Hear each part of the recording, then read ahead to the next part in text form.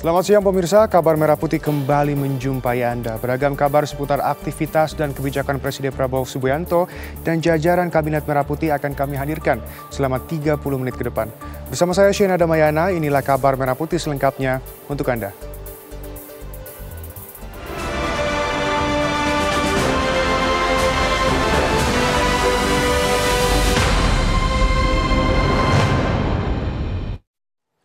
Pemirsa, pemudik sepeda motor yang menyeberang dari Pelabuhan Ciwandan, Kota Cilegon, Banten, tercatat mencapai 5.539 orang. Volume pemudik yang menyeberang menggunakan sepeda motor di Pelabuhan Ciwandan, Kota Cilegon, Banten, semakin meningkat.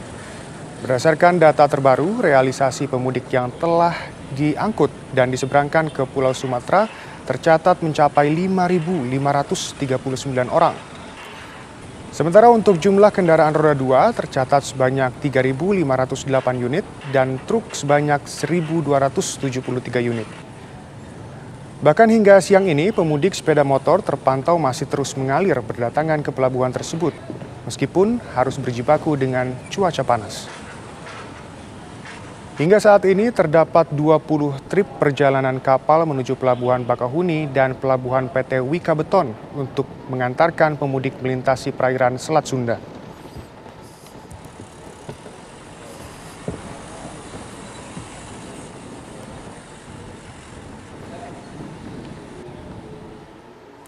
Pemudik mulai memadati terminal bus terpadu Pulau Gebang, Jakarta Timur.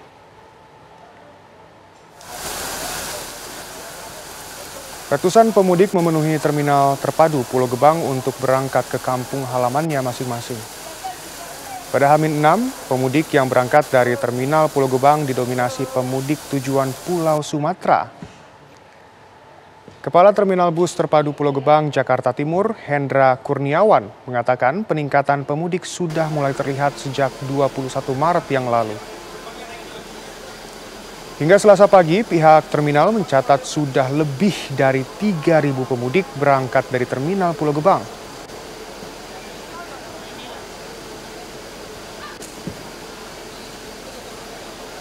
Yang biasanya di hari-hari biasa ada kita memberangkatkan kurang lebih 1.200 sampai dengan 1.300 penumpang.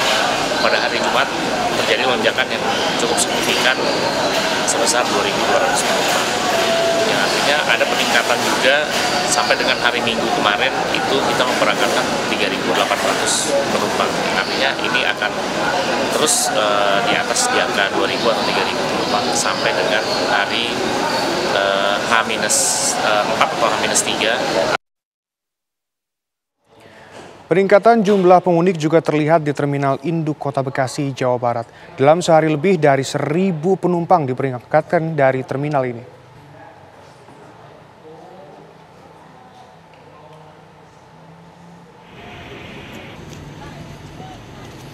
Seperti inilah kondisi di Terminal Induk Kota Bekasi pada Selasa siang. PO Bus jurusan Sumatera terpantau ramai oleh pemudik. Meski harga tiket bus tujuan Sumatera mengalami kenaikan, pemudik tetap membelinya agar bisa berlebaran di kampung halaman. Mereka bahkan telah membeli tiket bus sejak jauh hari agar tidak kehabisan tiket. Dari data Terminal Induk Kota Bekasi, sejak Senin kemarin, sebanyak 225 bus dengan jumlah penumpang sebanyak 1.339 orang telah diberangkatkan. Diprediksi jumlah tersebut akan terus mengalami peningkatan dan hari Jumat mendatang diperkirakan menjadi puncak arus mudik di Terminal Kota Bekasi.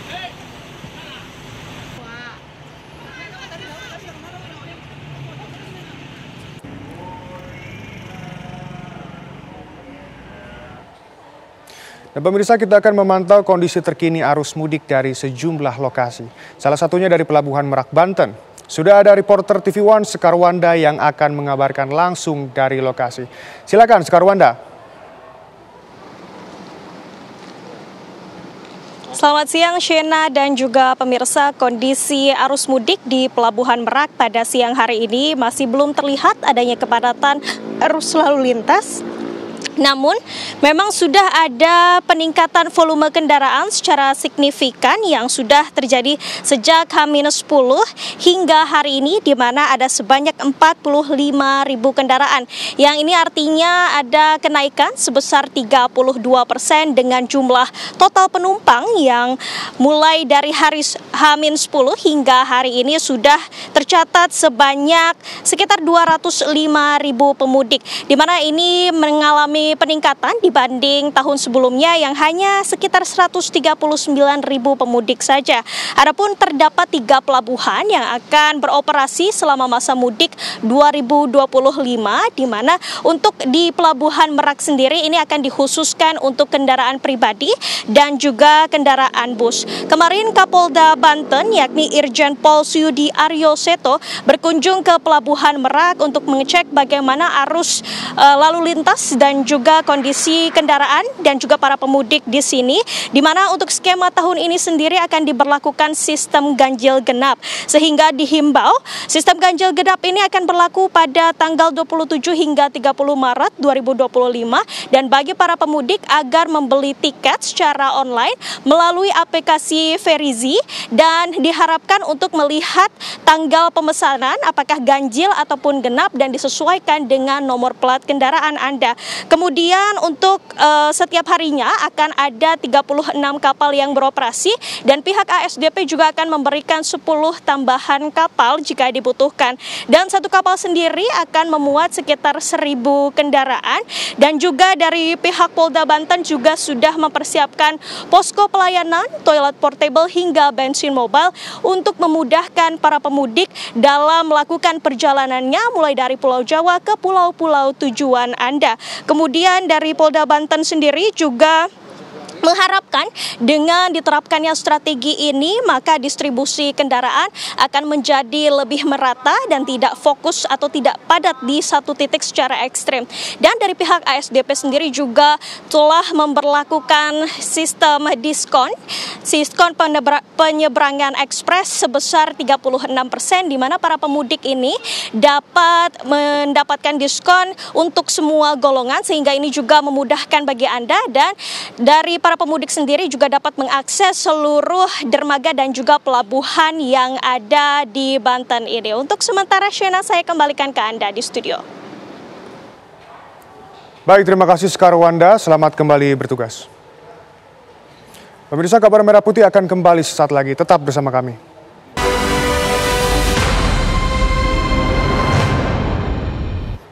Pemirsa, Anda kembali di Kabar Merah Putih. Kita segera menuju ke Jalan Tol Jakarta Cikampek, tepatnya di Gerbang Tol Cikatama, untuk memantau kondisi terkini arus mudik siang ini. Sudah ada jurnalis TV One, Zinadin Duhan. Duhan, silakan. Ya, Sena dan juga pemirsa, 6 hari jelang Hari Raya Idul Fitri 1446 Hijriah, saat ini situasi lalu lintas di titik tempat saya mengabarkan di Gerbang Tol Cikampek Utama ini masih terpantau lancar dari pagi hingga menjelang sore hari. Jadi memang dari segi data ini terjadi peningkatan dibanding hari kemarin di periode jam 5 hingga jam 2 siang. Jika kemarin ini di periode jam 5 pagi hingga jam 2 siang, ini ada sekitar 12.000 mobil atau 12.000 kendaraan yang melintas keluar dari Jabodetabek menuju ke arah tol Trans Jawa. Pada hari ini total ini ada 17.157 kendaraan ini yang mengarah menuju ke tol Trans Jawa. Untuk secara keseluruhan ini memang ada 27.535, ini sisanya mengarah dari Trans Jawa menuju ke Jabodetabek. Jika kami perhatikan memang ini pola atau karakter yang tercipta di gerbang tol Cikatama sendiri ini akan dipadati oleh para pemudik yang nantinya akan mengarah ke arah Trans Jawa maupun sebaliknya.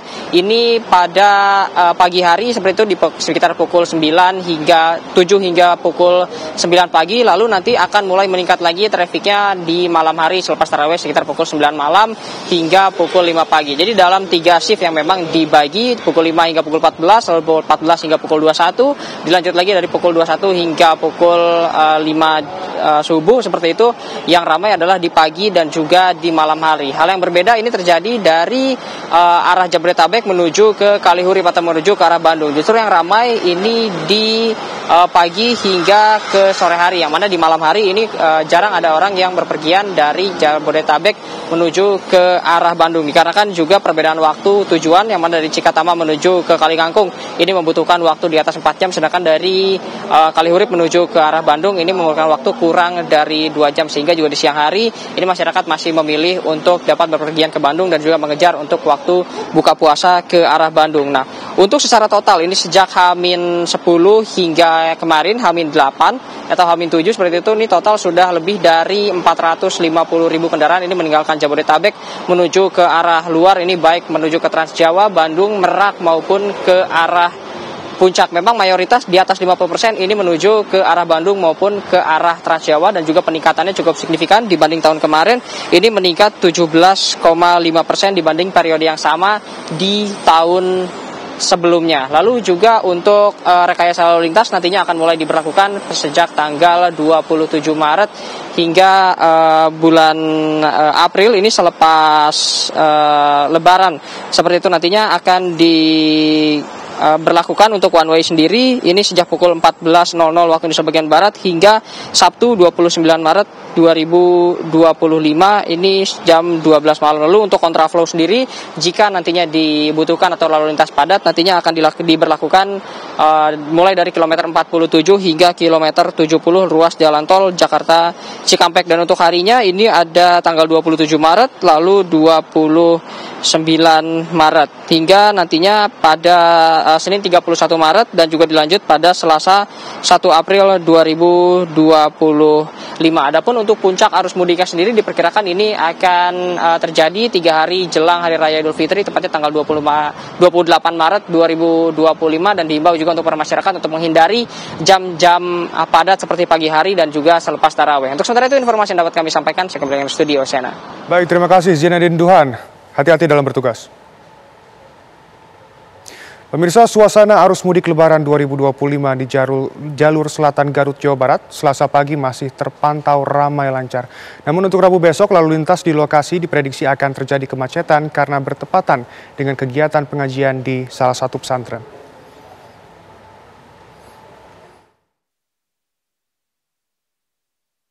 Memasuki H-6 Idul Fitri, arus mudik kendaraan dari arah Bandung menuju Tasikmalaya yang melewati jalur selatan Limbangan Garut masih terlihat ramai lancar.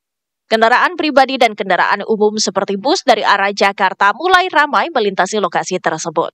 Meski masih terpantau lancar, namun petugas kepolisian terus melakukan evaluasi jelang puncak arus mudik yang diprediksi terjadi tanggal 28 Maret mendatang. Selain itu, untuk Rabu esok, lalu lintas di sekitar Limbangan diprediksi juga akan terjadi kemacetan karena adanya aktivitas pengajian rutin yang jamaahnya kerap membludak hingga ke jalan raya.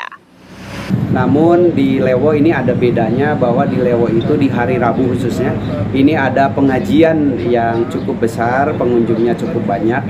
Ini akan terjadi perpaduan atau secara bersamaan antara masyarakat yang beraktivitas di Pasar Lewo dan masyarakat yang akan melaksanakan kegiatan di pesantren Lewo, sehingga memang di setiap hari Rabu terjadi kepadatan. Wilayah Limbangan, Garut kerap menjadi titik macet saat arus mudik dan arus balik Lebaran. Penyeberang jalan serta banyaknya pertigaan di jalur ini kerap membuat kemacetan panjang. Pertigaan yang kerap membuat macet itu berada di pertigaan Lewi Goong Cibiu, pertigaan Bandrek, dan pertigaan Malangbong. Dari Garut, Jawa Barat, Taufik Hidayah, TV One mengabarkan. Pemirsa, Kabar Merah Putih akan kembali sesaat lagi. Tetap bersama kami.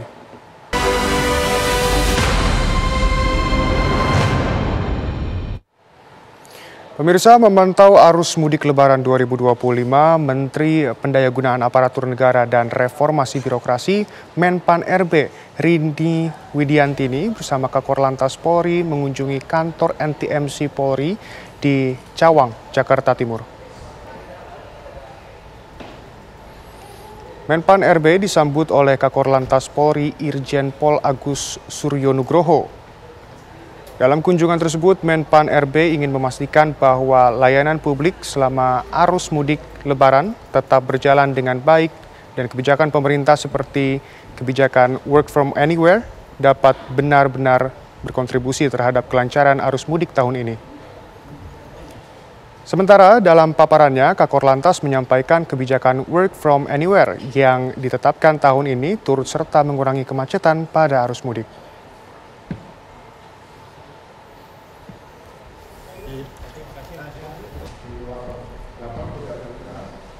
Itu tanggal 26 sampai tanggal 8. Jelang Hari Raya Idul Fitri, Pertamina memastikan stok BBM di wilayah daerah istimewa Yogyakarta aman. Kualitas BBM juga telah sesuai standar mutu yang ditetapkan di Ditjen Minyak dan Gas Bumi.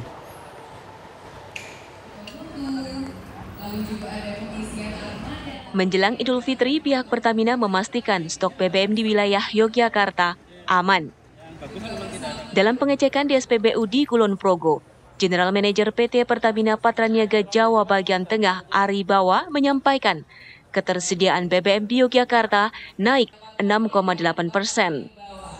Sementara mengenai kualitas BBM, pihak Pertamina menjamin mutunya sesuai standar yang telah ditetapkan pemerintah. Itu setiap proses penerimaan kita lakukan quality control yang ketat. Kemudian pas proses pada pengiriman dari terminal juga demikian dilakukan quality control. Kemudian sampai ke SPBU, SPBU wajib melakukan pengecekan mutu ya secara visual tadi, baik density maupun dari sisi warna. Kemudian juga habis itu setiap pagi sebelum melayani konsumen juga diwajibkan untuk mengecek kondisi kandungan air maupun BBM secara mutu secara keseluruhan. Pihak Pertamina akan menjatuhkan sanksi bagi SPBU yang melanggar aturan. Penutupan sementara menjadi opsi utama untuk mengevaluasi SPBU bermasalah. Dari Kulon Progo, Yogyakarta, Ari Wibowo, TV One mengabarkan. Menteri Koordinator Bidang Pangan Zulkifli Hasan meminta Perum Bulog membeli 1 juta ton jagung dengan harga pembelian Rp5.500 per kilogramnya. Produksi jagung secara nasional mencapai sekitar 16 juta hingga 17 juta ton, sehingga Bulog harus menyerap 5% hingga 6% untuk menjaga stabilitas harga dan pasokan.